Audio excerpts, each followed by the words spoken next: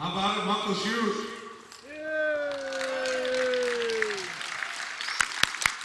Everybody enjoying the heat around here? It's pretty warm.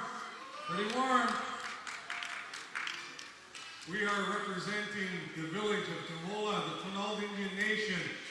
We traveled here in 2 canoes, approximately 320 miles. We left from the village of Quinault on July 18th.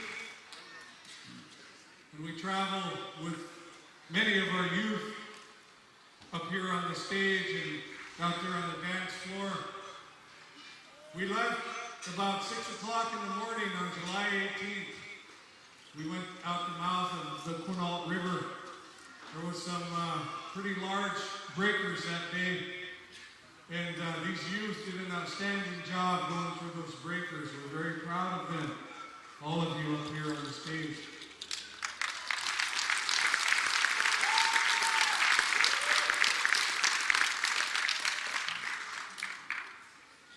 We also want to extend a big thank you to our host, the Muckleshoot, for extending an invitation out to us about a year or so ago.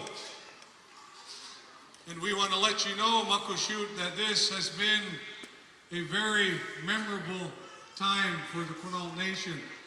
We've come here and we've been treated with the utmost respect by your people here. And we want to let you know that we will return home shortly and let all of our people know what an outstanding job the Muckleshoot did in hosting Tribal Journeys this year. Our youth have felt very welcome here. We've definitely had very full bellies since we've been here, so we want to thank you for that. We definitely needed that after that trip. You know, this trip has been a very trying event this year. We've had a lot of difficult times, not just us, but the whole Tribal Journey fleet that has been on the waters. We've experienced a lot of loss and a lot of hardship. And I truly believe that Tribal Journeys, you know, in the past we've gotten together to celebrate a lot of the good times. And there's been bits and pieces of culture that have been missing. And this year, I believe we've got to experience the total picture of what culture is. You can't just take one piece of it that you like and live on with that one piece. You have to accept it all. We had an elder back home, Sully Pope, who always said to me, you know, if you're going to do this song and dance, if you're going to practice the potlatch and continue in those ways and travel on the waters, then you have to accept it all. Not just the part you like, but you have to accept it all. And that's always stuck in my mind. So if there's a message I want to leave all of you from our home, it's that. You have to accept it all. Both the good and the bad, both life and death, and move on in your life and to carry on the best that you know how, the way that you've been taught. And if you don't know what to do, then there's plenty of people in this hall here and on these grounds that can help you. When we first started in 1994 with the May, we needed a lot of help. We were out on those waters, and you know, we didn't know that much. We would jump out there, no support boat, no compass, no ground crew. We didn't have any of those things. All we had was the desire to do this. And we got a lot of help on the way from people in Hoh River, people in La Push, in Nia Bay, in Nitnat, you know, and we will forever be in your debt for all of the help that you gave us at that time. But in the same breath, we've had the opportunity to share what we learned and what we know with many other tribes out there. And we know that we have to continue to learn, and that's the way we grow, is Nobody knows it all on these waters. Nobody does.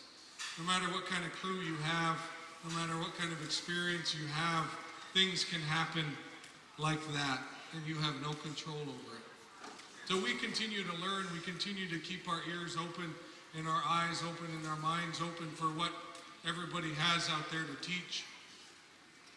Those two songs we shared just now on the floor, those are paddle songs, traveling songs that we use out on the water. They're very old, and we've brought them here to Muckleshoot. And so we just want to share those songs here, those paddle songs. We have a few other songs we would like to bring out onto the floor right now.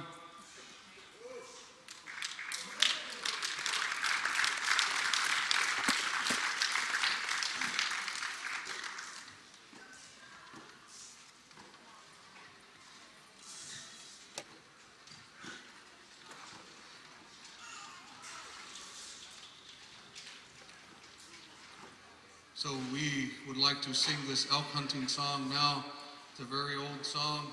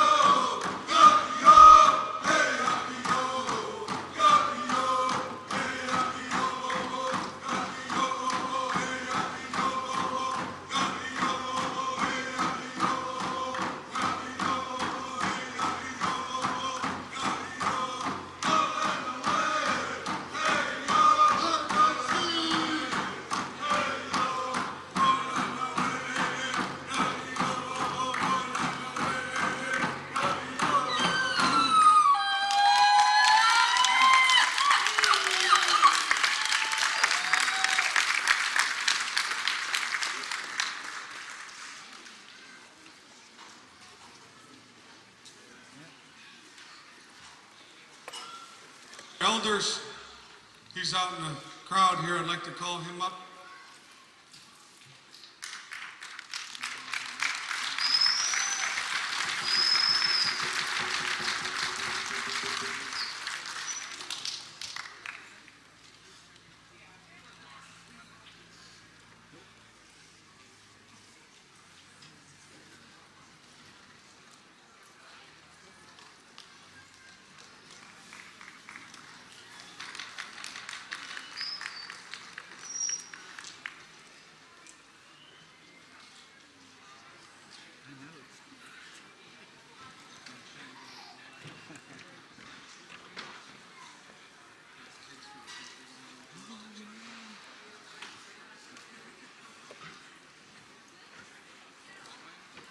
Yeah, I think we'll go.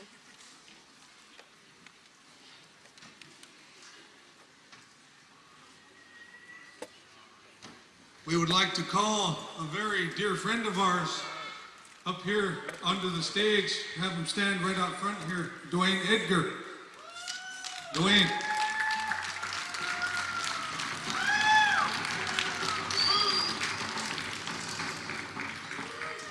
Your Indian name, Slawistit? Slawistit. Our crew here thought long and hard about the stern paddle that we're going to give to somebody this year. We do it every year. We give a stern paddle out. And we saw you in action in Suquamish. And we were very impressed with how you took charge and got everybody moving. Everyone was just kind of floating around down the front there, wasn't quite sure what to do. You come in and said, let's get things rolling, get things moving. We have a skipper's paddle, a captain's paddle here. Huapi, it's called Huapi in our Quinault luck. It's made out of cottonwood from the Quinault River. And this is the kind that our boss uses. And we want to gift you this paddle. Flowerstead right here, and we ask that you use this on the journeys. We also have a coat here that our club members, well, most of them have. There are some that don't have, and they're probably saying, where's ours? But we have a coat here that is reflective of our club, and it has the name of Soput Kapo and the Mei on it. And my wife sent this down, and she had heard that you were wearing Quinault gear, and she wanted you to have this coat. And the club agreed as well, so we want to extend this coat to you and this paddle. So this is for you.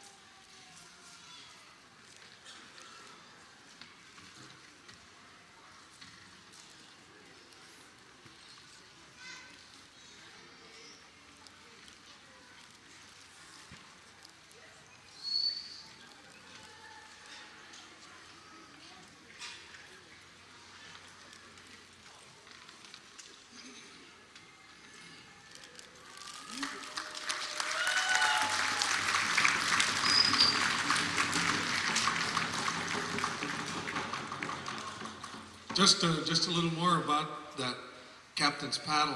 That rode in the Quinault in the stern end all the way over here until the last leg, and I used it on the last leg from Suquamish to here. So that's the history behind that paddle.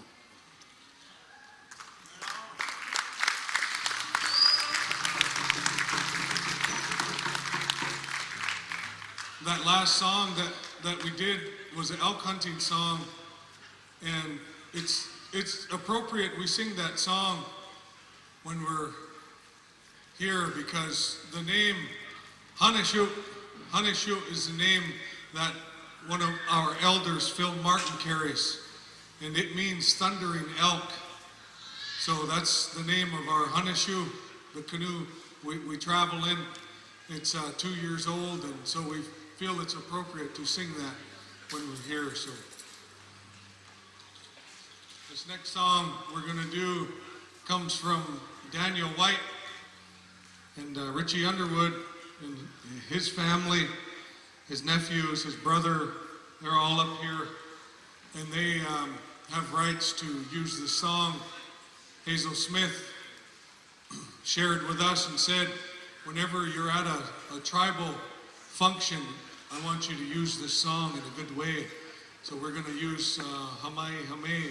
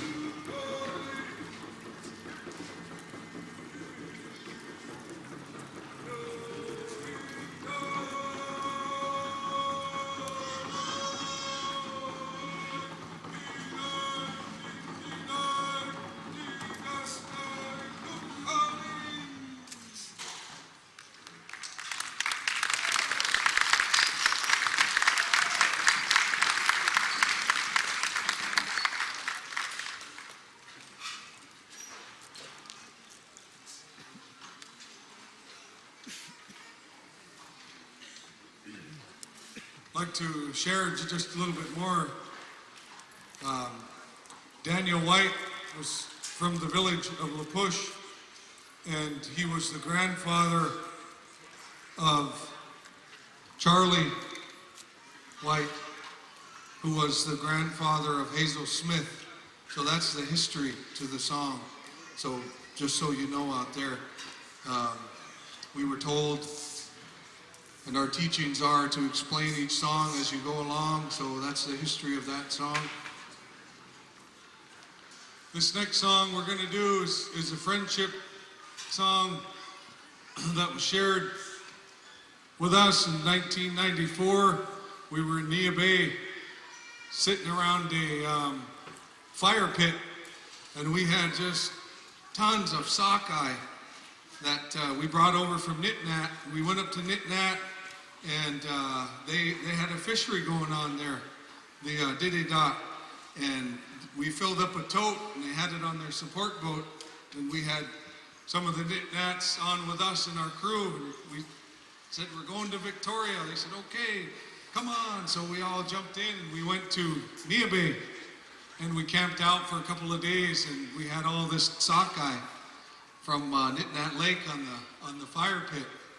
And Hulakui was there, and he shared this friendship song with us at that time. So that's the next one we're going to do.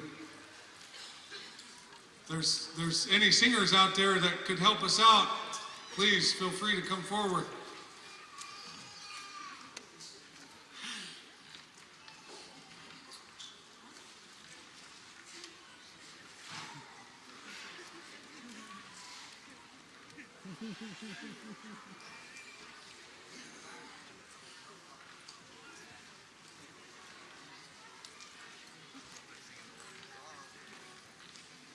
You know, I'd like to ask all of our youth that are here while our girls are getting ready, all of the young men that are here, to stand out front that had a chance to pull.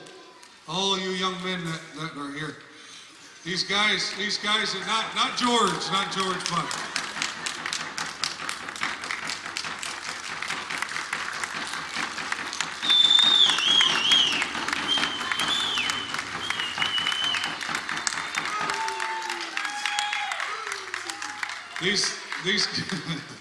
these guys are 18 and under. I think the youngest young man is 10 years old, and they all had a chance to pull.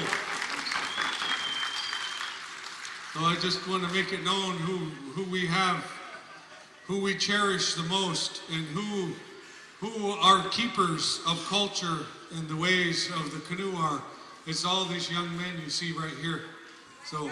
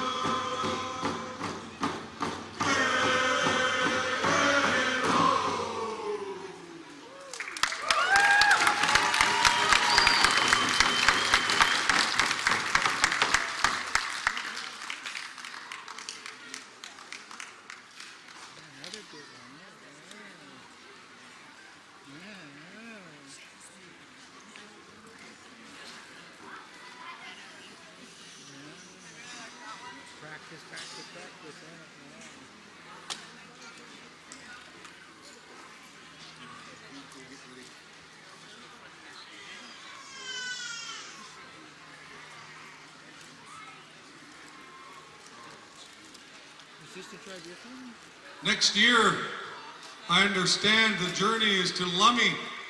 Is that correct? Are there representatives here from Lummi? Where are you at?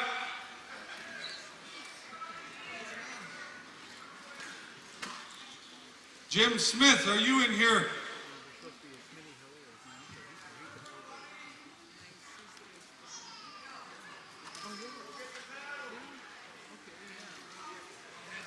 There's an elder here. Want you young men to come stand with this elder right here, Jim Smith. The Quinault Indian Nation wants Lummi to know we are going to be there. We have this paddle here we want you to hold on to. Jim Smith and representatives from Lummi, because next year we're coming to get it. We're coming to get this paddle. Chamanets number 1. We have this paddle here we would like you to hold on to. When the Quinaults come ashore, we are going to pick that up. We're going to come get that paddle next year. Seoquil, Seoquil.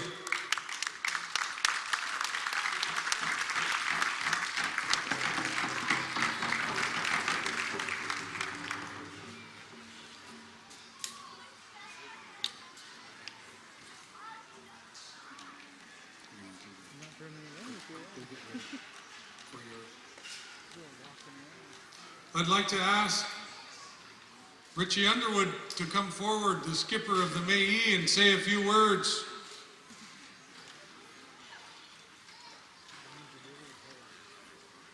Well, I'd like to thank the Muckleshoots at this time for their hard work and dedication I know they put in for this tribal journeys. Several people have been acknowledged, and there's a lot of folks behind the scenes, and they know who they are. They work hard tremendously day in and day out throughout this last year. And I'd like to acknowledge those folks that haven't been acknowledged, and they know who they are. Those are the volunteers, people picking up garbage, people helping out wherever they need it. And answering that call early in the morning or late in the evening, going to get supplies, doing everything that it needs to accommodate everybody that is here. So on behalf of the May crew, we are very thankful for each and every one of you. And for the May canoe that I had skippered this year, it was my officially first time skippering the May or any canoe. But I come from my background is ocean fishing, so I've been participating in ocean fisheries for almost 25 years, so I know the waters, I know what to look for, I know the dangers, I have that experience, and I've helped skippers in the past make decisions that need to be made in a certain moment, or we plan. You know, every trip, every destination we stop to takes a great deal of planning. You know, the skippers, all of the skippers in the canoe family here know what I'm talking about. Staying up late, working out your agenda, coming up with your plan, your route, what time you're going to leave. All these things are very critical in the safety of each and every one of our people in our canoes, because we have that responsibility. That's a huge responsibility we undertake when we're at the helm of them canoes. You know, so I'm thankful for all the ones that were around us, you know, that voiced their concerns or voiced their opinions. You know, all that helps, and it does go out, the message does go out to all skippers and to camp, ground crew, you know, everybody that partakes in those waters, whether you're coming from the west side out in the ocean, or you're coming into the straits, or you're in Puget Sound. All those things can really creep up on you if you don't know what you're doing, or if you're not aware of it. You know, there is help there. That there's people out there that have that knowledge, and they share that. You know, every destination that we were going to arrive to, we had people coming from that village and giving us advice on how to travel their waters. You know, without that advice, you know, we would run into things that were uncertain, you know, and would get in a situation where we wouldn't want to be into. But you know, the Métis canoe this year, the crew that I had in the Métis canoe was, we were relatively young, real young crew. Mixed our experienced pullers with our young pullers, which was really beneficial for those that really don't have that experience out there. And all year, through this journey since we left the village at Tohola, I try to instill that what it takes to travel on a canoe. And I started out right away. I call it the discipline, but it wasn't my discipline, it was their own discipline. I tried to bring the best out in each and every one on that crew that was in the Métis. I knew they had it inside them. I just had to push them a little bit harder. And I talked to the crew in our circle, and I told them, you know, that it wasn't a personal, I wasn't personalizing anything to anybody. It was just that everybody had to work together and work as one. You know, that work ethic goes a long ways. And in the canoe, you start out young, you're going to learn these things in life. You can take what you learn from these canoes and apply it to your everyday life. You know, that getting up in the morning, 6 a.m. to go to work, make your lunch, whatever it takes. You're going to have that discipline like it takes in a canoe journey. You have to have that self-discipline to carry on each and every day. I know it wasn't easy at times, getting to bed at 2:30, 3 o'clock in the morning and have to get up at 4 o'clock or 3:30. You know, it's a big responsibility to the skippers. You have to be up and at 'em before the crew. You lay out your plan, who's gonna be on your crew and so forth. You know, so I'd like to commend my crew, the Métis.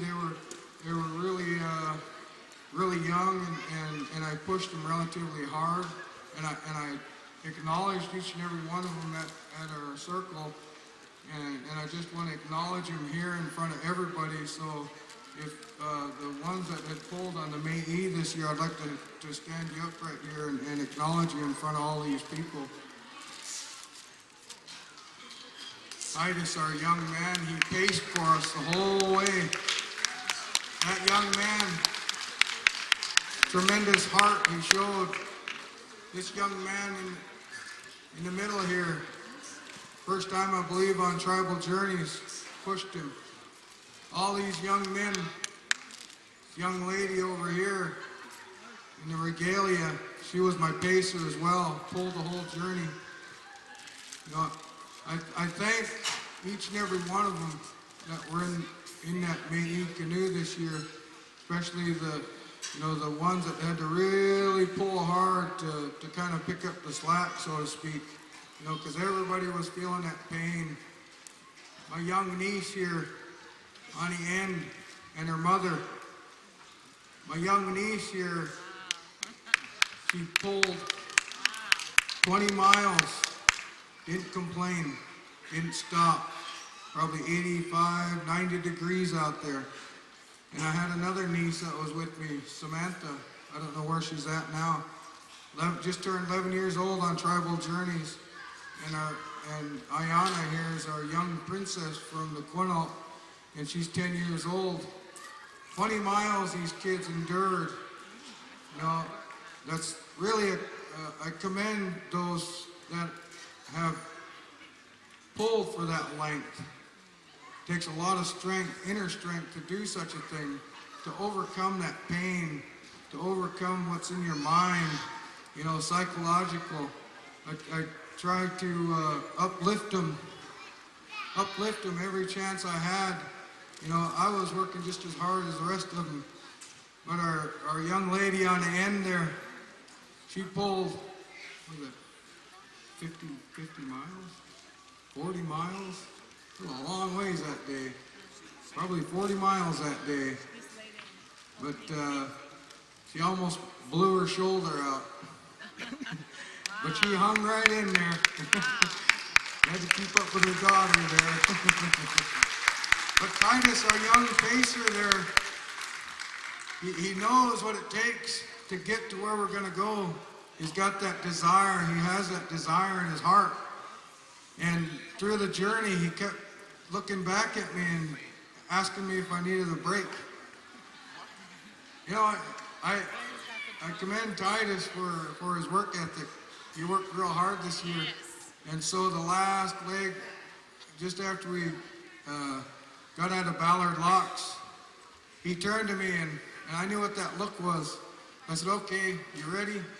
You can come take over the helm. Get us home. I said, you got us here. Take us to the finish line now. You know, that's really something to see when our young men take that opportunity and rise to the occasion like these young men and young ladies have done. You know, I commend this crew here, the May crew, and I applaud each and every one of you. Thank each and every one of you for all your hard work and dedication.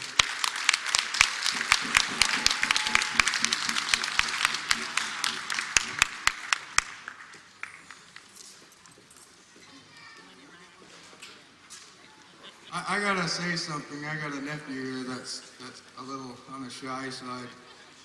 Unlike my uncle over here, Jim Smith, you know, we're always, you know, ready to get up and speak and do whatever it takes. But my nephew Pete, this young man here is my thruster. Had him sitting in front of me almost the whole journey. And this young man, he pushed and pushed. He burned out so many of my crew members, Quinault, everything, power pulling. But he went through, I don't know, over half the crew. I know his younger brother started out strong, joking and laughing, he's gonna outlast him. Well, you know, his younger brother lasted that one leg and I never seen him again. So Pete here had done a wonderful job this year for the May crew. He really pulled and pulled hard. You know, he put all his strength and effort into this journey, so I applaud my nephew here.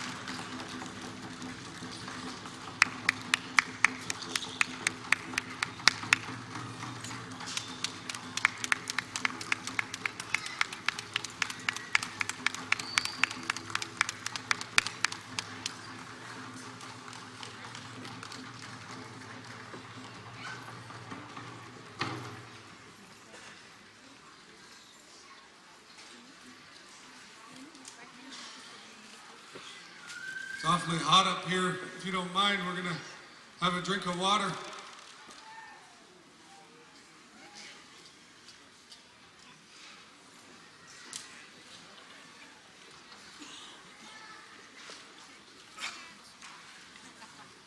You know, we've had a lot of youth that have been with us a number of years.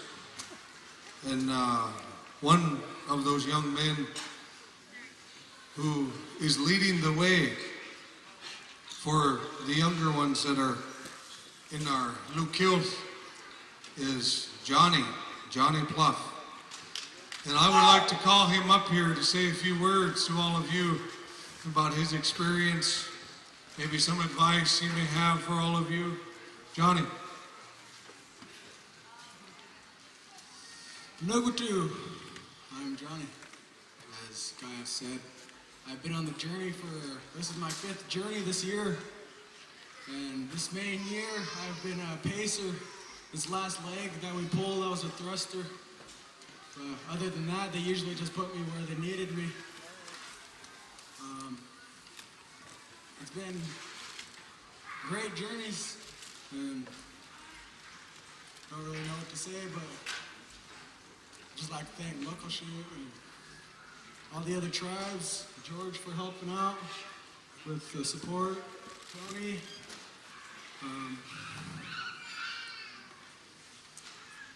Wow. All these other years I was good at speaking, but this year I don't know.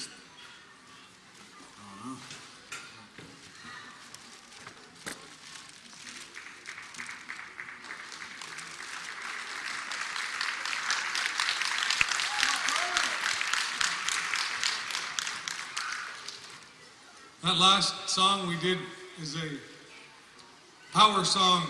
It belongs to this man right here. This is Dakub. He was sat down as the hereditary chief of the Queets and his family a few years back.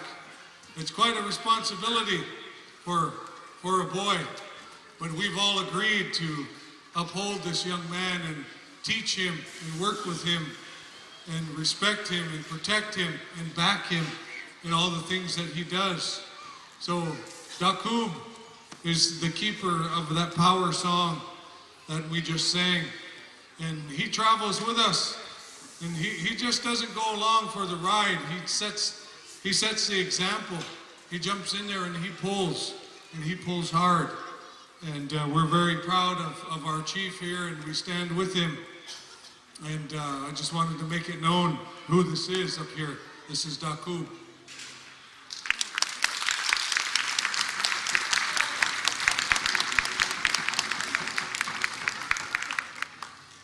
I would like to call Sapphire. Are you here, Sapphire? Sapphire, are you here?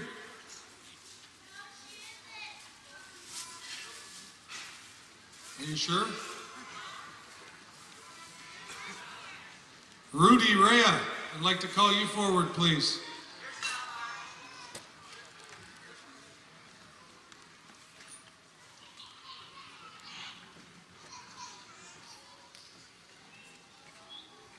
We'd like to call you both out on the dance floor right here, please. We have a song we would like to share with the crowd here. On the dance floor, please. Now, out on the water somewhere, we happen to find this beautiful paddle. And in our support boat on the water, we happen to find this beautiful hat that's sitting on George Buck's head. There you go. And we have a song that we would like them to dance to before they get this. So,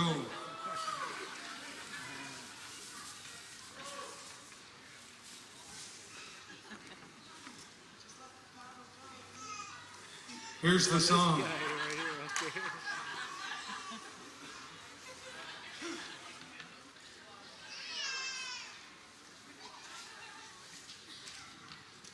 Kloshnaika tsipiota yaha yaha yaha yaha yaha yaha.